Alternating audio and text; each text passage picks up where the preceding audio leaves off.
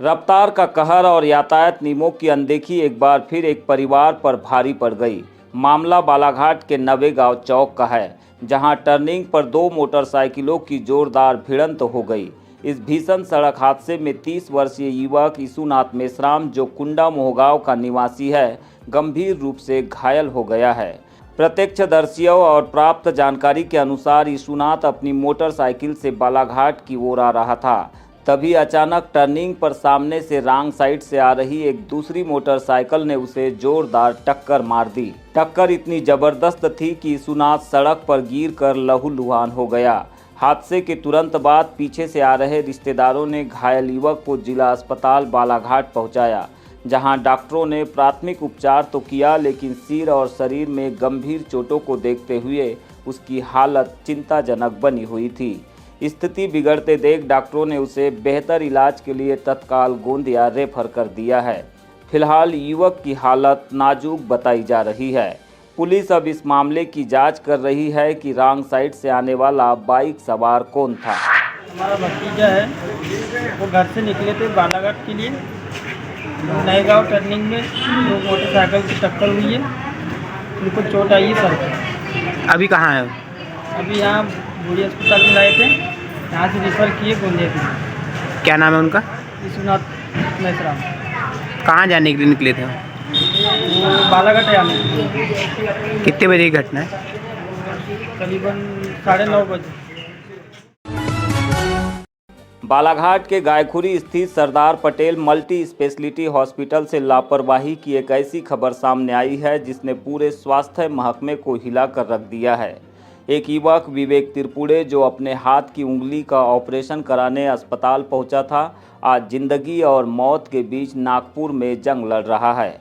आरोप है कि एनेस्थीसिया की खुराक सही मात्रा में या सही जगह नहीं दिए जाने के कारण विवेक की स्थिति बिगड़ गई और वह कोमा में चला गया। मीडिया और परिजनों की शिकायत के बाद आज विधायक अनुभा मुज्जारे ने अस्पताल का औचक निरीक्षण किया। निरीक्षण के दौरान हॉस्पिटल प्रबंधन की भारी कमियां और घोर लापरवाही सामने आई है। मौके पर मौजूद स्टाफ और डॉक्टरों को कड़ी फटकार लगाते हुए विधायक ने भविष्य में त्वरित और उचित उपचार के निर्देश दिए। विधायक ने दो टूक शब्दों में कहा है कि इस गंभीर लापरवाही के लिए जिम्मेदार डॉक्टर और प्रबंधन पर कठोर कानूनी कार्रवाई होनी चाहिए।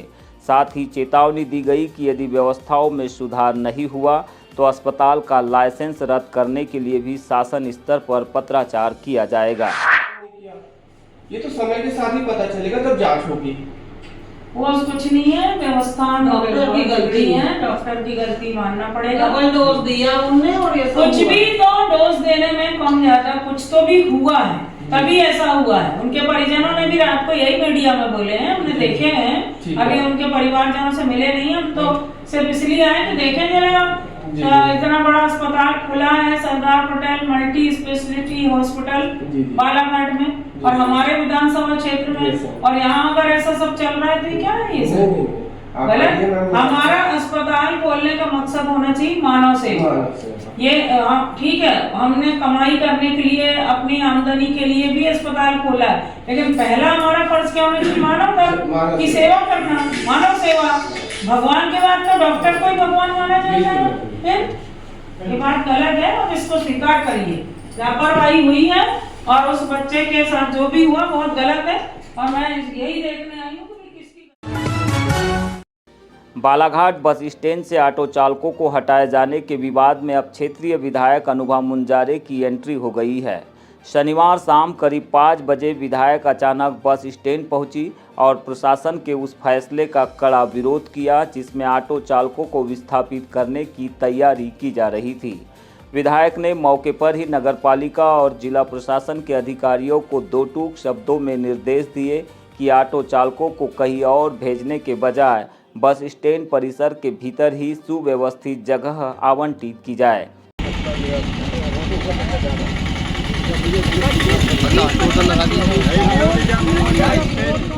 उन्होंने सवाल उठाया कि जब बड़ी बसें बेतरतीब तरीके से खड़ी रहती है तो गाज सिर्फ गरीब ऑटो चालकों पर ही क्यों गिरती है। निरीक्षण के दौरान बस स्टैंड में फैली गंदगी को देखकर विधायक का पारा चढ़ गया। उन्होंने मुख्य नगरपालिका अधिकारी बी कतरोलिया को बुलाकर सफाई व्यवस्था पर जमकर फटकार लगाई।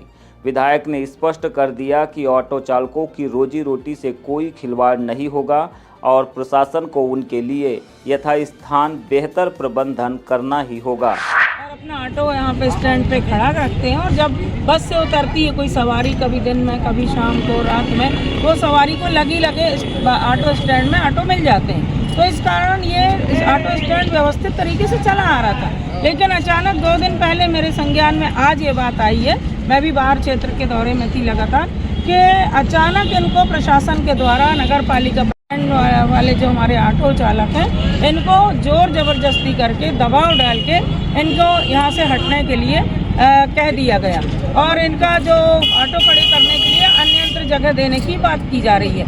तो आज 2 दिन से ऑटो चालकों का की बोहनी तक नहीं हुई, जैसा कि ये बता रहे हैं, भूखे हैं, इनका परिवार परेशान है, हताश है, ये चाह रहे हैं कि भाई यथावत हमारे स्थान पे हमको ऑटो खड़े रहने दिया जाए, स्टैंड हमारा यथावत रखा जाए। बालाघाट के उत्कृष्ट विद्यालय खेल मैदान में खेल और पत्रकारिता की यादों का संगम देखने को मिल रहा है। हीरो सद्भावना क्रिकेट टूर्नामेंट का शानदार आगाज हुआ, जहां पहले ही दिन मैदान पर चौकों छक्कों की बरसात हुई। Doctor BR Ambedkar education society और MPEB ने अपने अपने कड़े मुकाबलों में जीत दर्ज कर अगले दौर में जगह बना ली है। टूर्नामेंट का उद्घाटन match doctor BR Ambedkar education society और डॉक्टर 11 के बीच खेला गया। अम्बेडकर सोसाइटी ने पहले बल्लेबाजी करते हुए निर्धारित 20 ओवरों में 170 रनों का चुनौतीपूर्ण लक्ष्य खड़ा किया, जिसमें सादाब खान के 36 और अमन विश्वकर्मा के 35 रनों का अहम योगदान रहा। जवाब में डॉक्टर 11 की टीम ने निमिष गौतम 40 रनों की बदौलत कड़ी टक्कर दी, लेकिन अंततः वे 167 रन ही बना सके। मात्र 3 रनों के अंतर से अम्बेडकर सोसाइटी ने यह मैच जीत लिया। सादाब खान को उनके ऑलराउंड प्रदर्शन के लिए मैन ऑफ द मैच चुना गया। दिन का दूसरा मुकाबला जिला प्रशासन और मध्य प्रदेश विद्युत मंडल यानी कि MPEB के बीच हुआ, जो कि फिल्मी क्लाइमैक्स से कम नहीं था। जिला प्रशासन ने गगन अंगूरे के शानदार 63 रनों की मदद से 167 रन बनाए। लक्ष्य का पीछा करने उतरी MPEB की टीम ने राजीव रंजन के तूफानी 77 रनों की बदौलत मैच को अंतिम गेंद तक खींच लिया। आखिरी गेंद पर रोमांचक जीत दर्ज कर MPEB ने टूर्नामेंट का बड़ा उलटफेर कर दिया। राजीव रंजन को उनके शानदार अर्धशतक के लिए मैन ऑफ द मैच दिया गया। मैच के दौरान पिछड़ा वर्ग आयोग की सदस्य मौसम हरिनखेरे सहित प्रशासनिक अधिकारी और खेल प्रेमी मौजूद रहे। मध्य प्रदेश श्रमजीवी पत्रकार संघ के अध्यक्ष इंद्रजीत भोज ने खेल प्रेमियों से अधिक संख्या में पहुंचने की अपील की है। देखिए, हीरो सद्भावना क्रिकेट टूर्नामेंट का आयोजन लगभग 20 वर्षों से श्रमजीवी पत्रकार संघ बालाघाट इकाई के द्वारा किया जा रहा है और इस टूर्नामेंट में 12 टीमें हिस्सा ले रही हैं। और आज जो पहला मैच खेला गया, वो पहला match doctor 11 versus doctor Bhimrao Ambedkar education society के मध्य हुआ था, जिसमें डॉक्टर भीमराव एजुकेशन सोसाइटी ने मात्र 3 रन से मैच जीता। अभी दूसरा मैच चल रहा है जो प्रशासन 11 वर्सेस ऊर्जा 11 के बीच चल रहा है। हालांकि 12 विभागों की टीम है और 20 तारीख तक ये टूर्नामेंट चलेगा। सभी विभागों में सामंजस्य आपसी समन्वय बिठाने के उद्देश्य से यह टूर्नामेंट हमारे दिवंगत पत्रकार साथी सुदेश पौराणिक, ओम भारद्वाज, मुकेश बढ़ई, सुरेंद्र शुक्ला जी की स्मृति में करवाया जाता है। और हम चाहते हैं कि बालाघाट जिले के जो खिलाड़ी मैदान छोड़ चुके हैं या उम्र दराज हो चुके हैं, जो समय और काम के चलते मैदान में उतर नहीं पाते, उन्हें वापस मुख्य धारा में लाने के लिए श्रमजीवी पत्रकार संघ टूर्नामेंट का आयोजन करता आ रहा है। देखिए, जो भी टूर्नामेंट होते हैं वो प्राइज मनी के माध्यम से होते हैं, लेकिन सद्भावना कायम करने का उद्देश्य ये कि सभी विभाग में जो कर्मचारी रहते हैं, अधिकारी रहते हैं, वे अपने कामों में इतने व्यस्त रहते हैं कि वो मैदानों से दूर हो जाते हैं।